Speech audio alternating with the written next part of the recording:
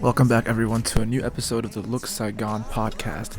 This time I'm joined by my childhood friend Vito Costa for the second time, and this time we're talking about mental health. Let's go. Also, I want to say thanks to my bro Paulie B over in Northern Virginia. He's a Filipino American singer-songwriter making awesome songs, and he made the theme song for this podcast. Thanks so much, Paul.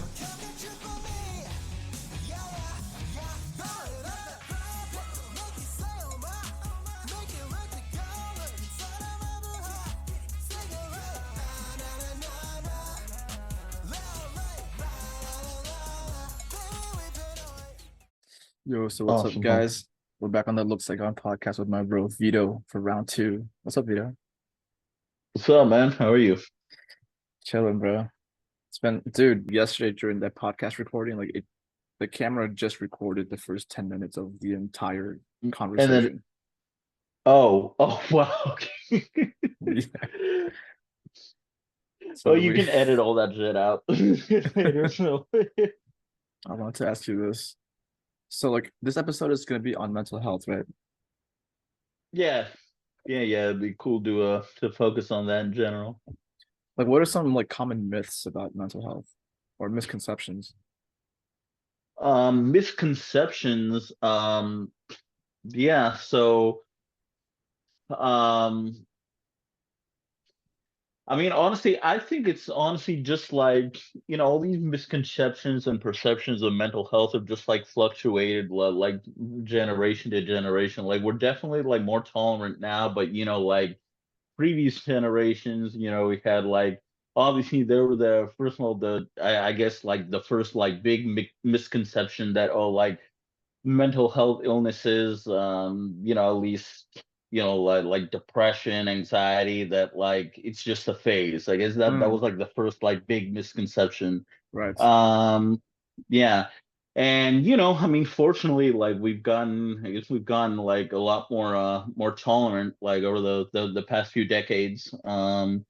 With and just more educated in general about mental health. But now I guess some perceptions have just gone to the other extreme, where I guess there's another misconception now that I guess it's more or less, more than being a misconception, I guess it's just people using now just using their any mental health issues, whether they have it or they don't, uh just as an excuse for That's just true. justifying the toxic behavior. That's And true. that's what I really realized was so true. And yeah, it just it hit me yeah, I mean, I think that's one of the big things we can do, honestly, just to better ourselves as people, is just to recognize that mental health is real, but at the end of the day, the only ones who can help us with it is ourselves, is yourself. Like, Um, can you share an example that you've seen of someone that has used mental health as an excuse for something? yeah, I can, and yeah, I mean, I'm not gonna use a I'm just for privacy's sake, I'm not gonna Sure, use sure. any names, Yeah. but yeah, I was I have a friend who for the longest time, she did deal with just, well, I'm using her as an example because then right now, just her whole perception, her relationship with mental health is just just changed drastically and better. But at Mm. first, she was, unfortunately, she did. I think her diagnosis was um I know it was definitely minor schizophrenia, Mm. minor paranoid schizophrenia. I'm not sure if she did have any bipolar studies, but I know the schizophrenia was a big thing. Mm. And And for the longest time, like she wasn't well, I don't even know if she really started like taking her meds typically since before like I had met her, but yeah, for the longest time she really she wasn't on her meds, and it was obviously taking a big toll on her family, her Emily, like they all just felt very were mentally exhausted, even though obviously this was, the family member, and they just wanted to help her. Hmm. But yeah, in that situation, she was in a situation where, she didn't want to help herself, and that could be for a number of reasons. Like a Right. big reason, people don't want to take their medications unfortunately is the side effects and the way that the medications, well, the side effects pretty much, and the way they can make people feel negatively, like drowsy, but you know eventually, I don't know exactly what happened, but well, I mean, really what happened, I think, with her was that it started to turn around when she herself actually started doing research, and I think she did hit a Mm. point where where eventually she did decide she does want to change. And I would say that's exactly the same thing that happened to me as well. I think, like I said before, I think that's really just the thing is just people deciding, oh, I don't want this to be affecting I don't want this to be contributing to any toxic behavior, Mm. and yeah, I really want to change for myself. So yeah, and with that, she started taking medication again, and right now she's still she's very knowledgeable, very uh very grounded just on the topic of mental health in general. So Nice. yeah, so really, yeah, I think she was just a solid example, because of someone who did have not even, anxiety, depression. She was dealing with, like paranoid schizophrenia. And even though, yeah, it was just minor, like it could have been a lot worse, it's still pretty heavy. So Mm. yeah, I respect her a lot for being able to finally just really want to help herself. And yeah, we'll just, I guess, in some ways, just advocate for and just well, yeah, bring awareness to mental health Yeah. whenever she can. That's yeah. Dude, what do you think about this? Like, I have several friends who have Asperger's, right? But just one of these friends, he'll say stuff like this. He'll say like, sometimes I'm a dick, because of the Asperger's.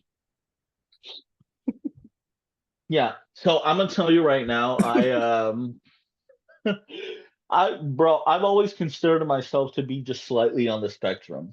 Okay. And I made a good friend recently, yeah, here in Tallahassee, who she's also the same thing, she's always considered herself to be slightly on the spectrum. And the way we have conversations and talk, like I do see a lot of similarities. So Mm. yeah, and I'm gonna tell you a bit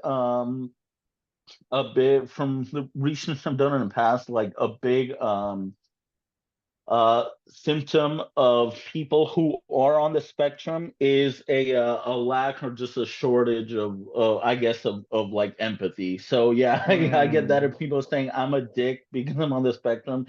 It's for a while, like I had accepted that as like a part of me, like that, I never really felt like, for me, there was something about like some shortage of at least that like cognitive empathy, which I couldn't really I, as much as I wanted to, I couldn't really understand, like put myself actually in someone else's shoes, and really like understand like exactly like why they were feeling the way they were feeling. So, and yeah, so I understand that that can make you eventually, if you just live with that, it can make you just feel kind of like, oh, like a dick, like and also like the other thing, like being on the spectrum, especially at that level, who like when you have like Asperger's, and when it's heavier, Big thing is you have trouble relating to people, so that can Mm, also give off that that impression, but yeah, I mean, unfortunately,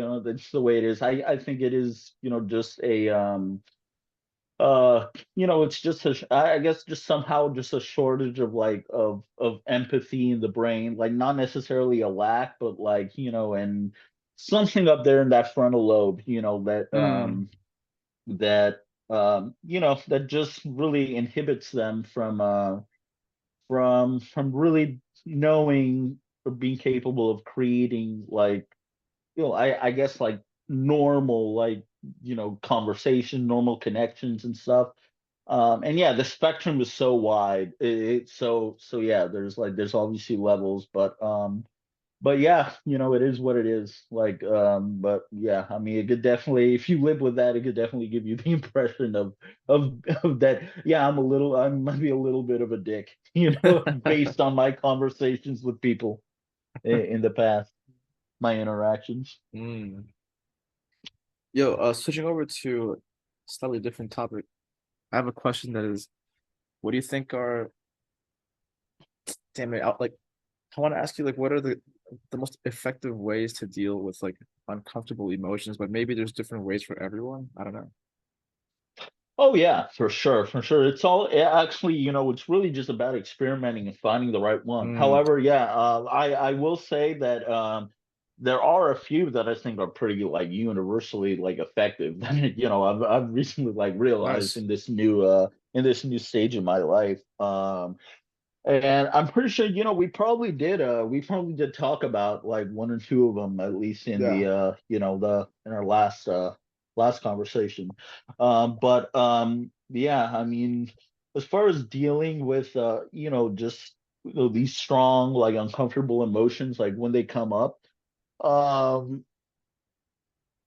actually, now that I mentioned it, it's really, now I'm thinking about really, like, that phrase you hit me with, just literally just trying to just training your mind to be in that mindset, in that situation, like, and telling yourself, what if everything is actually okay right now? Because Right. more than likely it is okay. Like, Right. there's so many other things that could be going wrong right now in the world. There's so many things that are going wrong, like, in the world.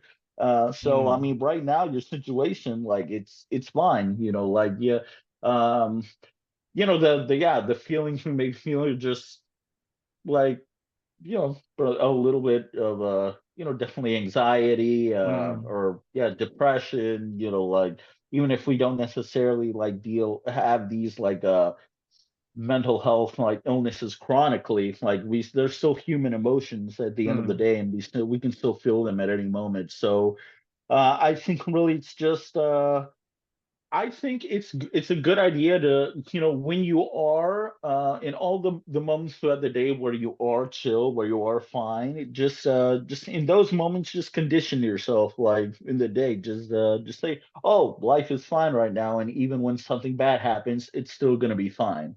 So I right. think, yeah, I think that's a good thing. Just keeping that in the loop in your head, keeping that thought, like, it's, It's yeah, it's it's I kind of would like say, like, pretty universal. Yeah.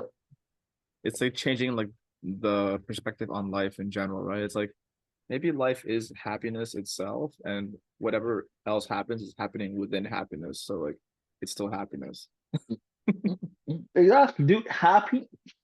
Bro, honestly, happiness really, I mean, you can make so many arguments, but at the end of the Mm, day, like, when you think of the fact that there are homeless people with nothing, mm, and they're still chilling, because, like, to them it's like, oh, I'm alive, at least, I have this yeah, freedom, for whatever number of reasons. So really, that proves right there that happiness, at the end of the day, it is a state of mind more than anything. right.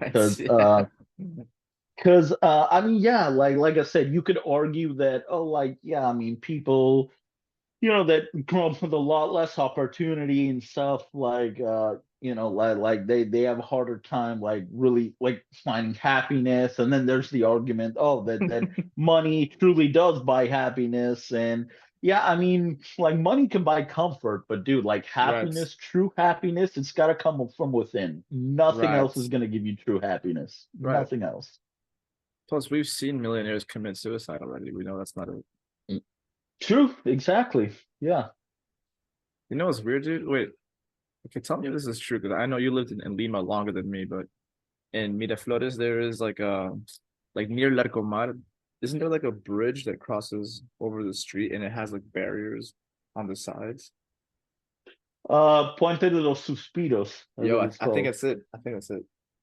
Yeah, that's the one where yeah, back then, I mean, yeah, they've locked it up completely now, but yeah, because I guess yeah, like back in the 80s or 90s, I think yeah, like that was literally like a place for like, love lost and love sick people to commit suicide. Like they would literally Dang, just like jump off the bridge. Yeah. that's crazy, bro. But the thing is, like, I don't think we have that in the other districts. Like, I know Miraflores has like a different socioeconomic class compared to the other poorer ones. Like, I haven't seen any suicide bridges in the poorer neighborhoods.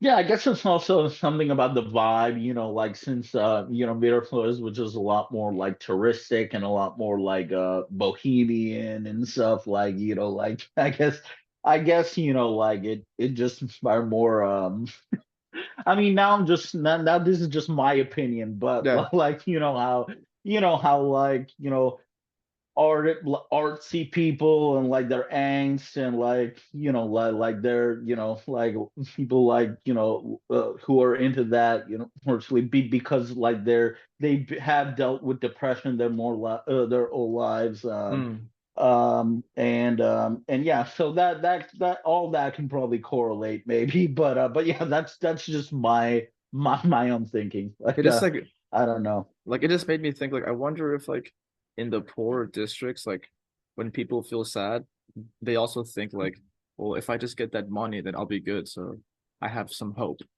But what if That some is a very good way of thinking about it, bro. it's like Yeah. what if somebody is already rich, right? And then when things go bad, it's like, oh now what the do I do? Mm. And actually, it goes back to yeah. Now I'm thinking about yeah, what I said about like just poor people being like a lot of them still being like pretty happy with their lives because they're still appreciating what they have a lot more. They're appreciating their families, like they're appreciating the fact that they're alive. Yeah, they're obviously they're unhappy about a lot of things, but so are so is everyone. But yeah, like that right there should show that money doesn't always buy happiness, bro. Sometimes like when you use money to the people that are still unfortunately live with depression their whole lives, as we've Mm, seen in the media and shit. And unfortunately they think that like money, like life of luxury is gonna be a I guess a cure for them, but ultimately it's not. Happiness is, like I said, it's a state of mind at the end of the day. right. Like if depression, that's why honestly, depression is like clinical depression. It's still to this day, it's just to me, it's still it will always be one of the most terrifying mental illnesses to me because like it's literally, it seems like at the end of the day, it's just it's an illness that essentially prohibits you from feeling genuine happiness, like prohibits you from seeing any joy in life. And at the end of the day, the thing about you know these, not just depression but any negative like feelings, like the only one who can really dig us out of it is ourselves. So Right. yeah, and that's why there's so much fucking suicide, obviously, among well, yeah, just in general, but specifically among the clinically depressed community, for obvious reasons. And Mm, yeah, it's just it's so sad to me, and it's terrifying, honestly. Like that, it's this is just an ongoing epidemic that we really just I think we really just have to. I feel like we just honestly really haven't found a way to like truly combat depression, like at least when it's like that like heavy for some people. Mm. But it's funny because like marketing is so good at making us want something. Like can't Social somebody media, bro. yeah, social media too. It's like is anybody gonna tell kids like it's okay to It's just be grateful for what you have now? Like there's no marketing with that message. It's just like, hey, don't you want this? exactly like, and we've been conditioned so much to want more just as a Yeah. society, and some to a point where sometimes I feel like, oh, like when we're like, sometimes I feel like I'm unambitious for like thinking, yo, like why don't we all just like be like happy with what we have? But like really, it's not about like not being ambitious. It's just about like not really wanting more than what you feel you need. Like, Mm, because sometimes, like, for people, it's just been hardwired in their heads. Like, oh, like it's not enough. I need more. I need more to be successful. I need more, like, to feel fulfilled. Like, all you dude, need is love for yourself. That's it. dude, I was just talking about this with my friend Arn. He's an Australian businessman here in Saigon. Yeah, what's up, Arn? He we're talking about What's up, Arn? the same topic, yo. And like yeah, we're saying like why do people do that? Like why do people take more than what they actually need? And his answer was like it's probably like some kind of like human hardwired condition from like the caveman days. Like it's like scavenge as much as you possibly can or something. You know what? It actually, you know what? Humanity, essentially, we started out like a huge part of humanity started out as conquerors, like we like Mm, yeah, just started out conquering. So yeah, you could have a point. That could just be, yeah, through just centuries and just generations of just hardwiring like that, just wanting more. And you know what I also think it is, and this is just a universal truth that humans, we honestly we learn empathy, honestly. So mm, yeah, the truth is that humans, we are inherently selfish. Like, whether regardless of putting any positive or negative connotation, we're mm, selfish in the fact that we do, at the end of the day, we do live for ourselves. And honestly, we do, at the end of the day, we do put ourselves first. Obviously there are a lot of exceptions, when mm. we do develop close relationships. And a loved one is in need or is sick, we there are exceptions where we put someone else first. But at the end of the day, like, it's like with my previous job, like that was essentially like a more direct marketing. We were essentially learning sales techniques, and a huge marketing technique in general is appeal to people's greed. Because Nice. because it's like, yeah, yeah, because obviously if you're telling someone what's gonna be in it for them, like so yeah, I think it's honestly that. But it's, even though we have been hardwired, like through like so many like just generations, it it's important to realize it's good to live for yourself, but not, if trying to find the right words. Um,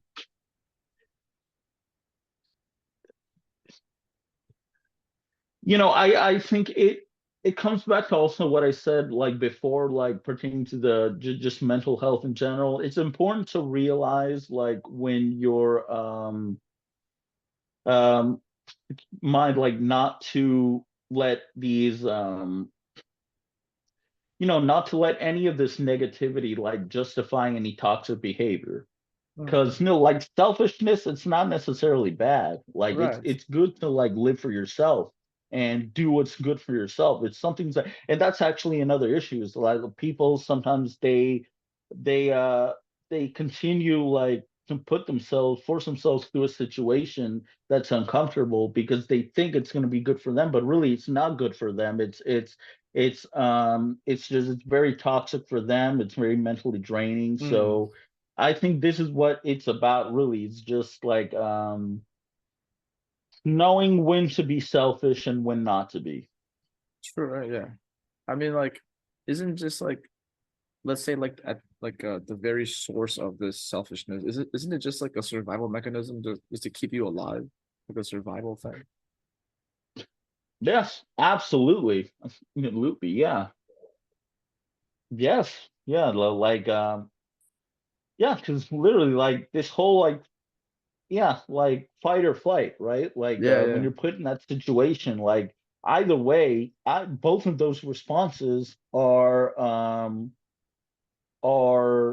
for you. You're thinking about what yourself. How are you going to get yourself out of this situation? Are you just going to run away, or are you going to fight? But at the end of the day, it's still your survival. So Yeah. so yeah, because Dude, when we're put in that situation, yeah, this is yeah. like coming back to the topic of like let's say you're in fight or flight, right? Like right now, and then you ask, wait, what if everything's okay right now? And then you just chill. Oh wait, maybe there was nothing actually wrong. Wait, say that one more time, man. It's just like imagine that you're stuck in that fight or flight mode, right? Yeah. And like, oh shit, what do I do? And then you ask yourself, Oh, wait, what if everything is and okay right now? then it just hits you. Yeah, everything is actually fine right now. And it's Yeah. like, oh, let me just drink my tea then. Yeah. Yeah. See, I think the thing is, honestly, it's just about just about us managing like our emotions and Yeah, stuff, yeah, because then we can learn to think rationally, right. because I think that's a big thing. It's just, like us not, like just thinking totally like it just, these strong emotions, this negative, all the negative situations when they hit us, it just, in that situation, like it seems like we're unable to like think like logically, like, the way we're supposed to in Right, that situation. right. We're getting thrown off by all these, I don't know, like I mean, I know they're emotions, but like something's getting triggered in us, right? And it's like warning, Yeah. warning, warning, be careful about something. Yeah, and no, it's like you said, that's literally, it's that survival, like that survival instinct that we Mm. have. And it's crazy. Now you mentioned, it's crazy how that actually does extend. Like it's like it just extends completely. Like when you have kids too. It seems like when because like, yeah, like some of the way people like just take care of their kids. It's literally, it looks like they're just, it's the like they're taking care of themselves. Honestly, Exactly. like the way they're doing it. Dude, even the way people talk to their kids is the same way they talk to themselves. Like the same way they criticize themselves in their head, like, oh, you didn't do good enough, right? Then tell the kid, Yeah. oh, kid, you didn't do good enough, yo. Yeah, yeah. They just yeah, it's on projection, because at the Exactly. end of the day, it's like you're talking to a part of yourself. Exactly. And like and if you think you receive a certain level of respect and it's not very high, you're gonna give that same respect to your kid. Yeah.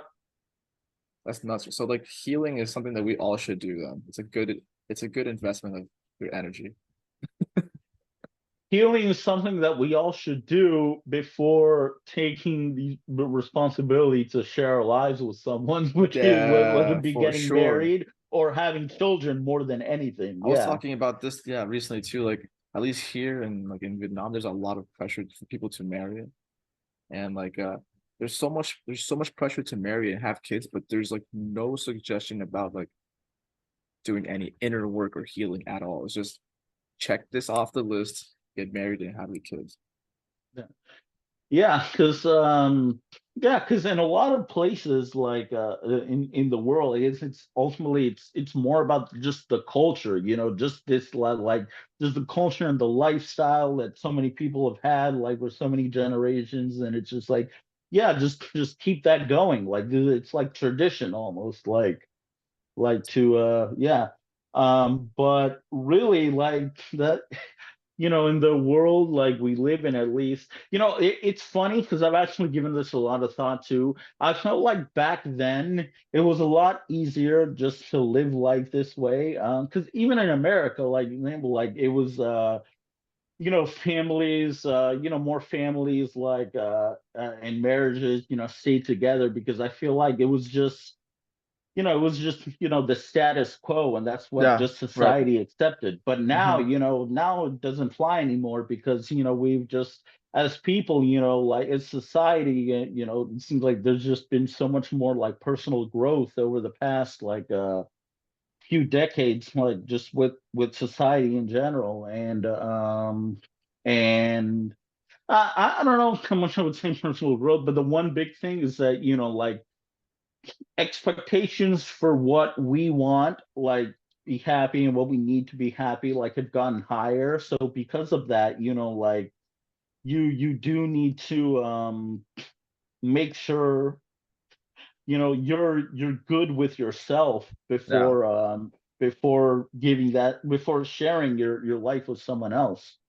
yeah, or at least that you're both like in the process of healing, right? Maybe you can heal together or something. Exactly, yeah, because then that would be the case also. Like I think yesterday I was actually I forgot what I was watching, but I heard a quote about like is finding someone who can push you and challenge you to become a better person every day. True. And that honestly, it needs to go both ways. Like it needs Yeah, to, like that yeah, that whole exchange, it yeah, like you both have to push each other, you both have to want the other person's happiness, you both have to sacrifice for each other. So that's what it's about. And I don't think, like people, like I don't think we'll ever be really like capable of that unless we're truly at peace with ourselves. Because if we're not comfortable, like doing any of this for ourselves, how are we going to be comfortable right, doing it for someone else? right. Yeah, like I was reading a little bit of Jay Shetty's book, The Eight Rules of Love today, and he has a chapter that says like your partner is like your guru. Like they can see everything that you do every day, and like uh they know what all your triggers are, like That makes sense though. right? Yeah. It's Yeah, that yeah. it's like a mirror that can help you point out stuff to work on. And like I Yeah, no, but yeah, that's literally what it is. And that's why honestly, like a lot of people say that I think it is a misconception that I mean you should like it's best to be with someone who is exactly like you. But no, in reality it's actually better to be with someone who has what you don't have, so yeah, they could right. push you and compliment you. And yeah. That makes sense. That makes sense. Yeah. And I can definitely recognize that I have ruined some past relationships because I wasn't healed enough yet in that moment. But I think right now I'm I'm doing pretty sure a lot of healing now, so I'm feeling a lot better. yeah. I'm pretty sure all my failed relationships were at some point due because of that. At least 90%. Mm. But Yeah. I mean, in the end, we did gain all this awareness from that. Like it was totally worth it. Exactly. Yeah. So it's good. Like nothing is ever bad. Like no, like Yeah. yeah. One of my philosophies in life is just no regrets. You get like a lesson from Right. everything. You learn from literally everything. Yeah. What was that movie? It's like So no regrets, no no rag. regrets. Yeah, I forgot dude at the time. Not even one letter. Like, yeah. Dude, I want to ask you one thing before we go because we have like 5 minutes till this chat closes. But Yeah. Yeah, yeah, do yeah. you have any advice for someone who's trying to help a close family member be aware that they should do some kind of healing or some or just like something like how do you help a family member become aware I'm that gonna show you right now, like at least I think a really effective method that it kind of cracks me up when I think about it, but just a straight up intervention. I think because when it gets because no, I'm telling you, like I have heard, like I've been around like just multiple like just stories about that where it does get to that point where unfortunately this person they're not really that they like I said they are using their their mental illness to justify toxic behavior that obviously hurts their family, and they're not taking their meds. So eventually like the most effective way is literally just your family and friends just gathering around and just telling you like the same way would if you were just a drug addict, and Mm, yeah, just tell you you need help because we all love you, and this is all like hurting us, and we all want you we want to see you better. So yeah, and sometimes that's really what it'll take, just a whole bunch of like your like just all your loved ones just coming at you like that, because yeah, unfortunately sometimes I feel like it does get to that point, like for a lot of people, mm, or worse, yeah, well, like yeah, because then the alternative is just having the person who has that mental illness institutionalized, and obviously that's no good for anyone. It would obviously be better to have a person who like is able to be a functioning member of society, a healthy, happy, functioning member of society. So yeah, I think it in that sense it is that just really just getting in your loved one's face and just coming at them from a place of love but seriousness at the same time, and just please get help. mm.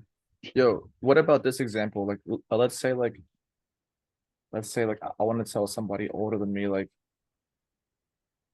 damn it, how to even say this? Like, it's just, well, number one, the reason why I would tell this person or suggest them to do some healing is because, like, this person's wounds are causing this person to be toxic to their kid, right? And the kid is like close to me, like someone really dear to me, and I can see that Yeah, this kid is struggling, and I can see that his parents are making it worse. So like, how to help the parents be aware of that? That's a tough situation. that's no, but I mean, if you were gonna change for anyone, why not for your own child, right? True. So yeah.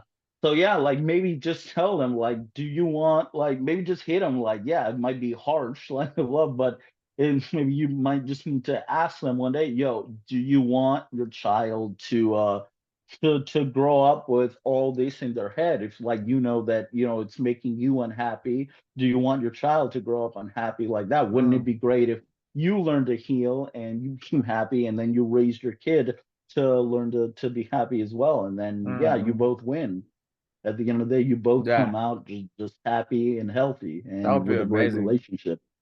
Yeah, Yeah, that'd be like a whole family healing thing. Yeah, that'd be fucking cool. yeah, yeah, for sure, for sure. You'll get about 1 minute left, Vito. You got any final thoughts? Any final thoughts? Honestly, just in terms of dealing with your mental health, number one rule, like I said it said it a few times, just please just get help. Just try not to use your mental health as an excuse to justify toxic behavior. Uh, Notify toxic behavior when it's happening. uh Learn to just be happy, get medicated if you need to, like go to therapy, do whatever you need to, because honestly at the end of the day, just happiness, true happiness is so fucking worth it. And mm, like just if mental peace is just it's something worth it. So just please just yeah, take all this all these words to heart for sure. sure, man. And I would suggest to find your favorite way to stay present, whatever that is. I'd love to know what are your favorite ways to stay present, whether it's meditation, going for a jog, observing your breath, staring at a wall, whatever it is. I'm gonna post a poll on Spotify and let's see what answers you guys give. I'm really curious. See you later.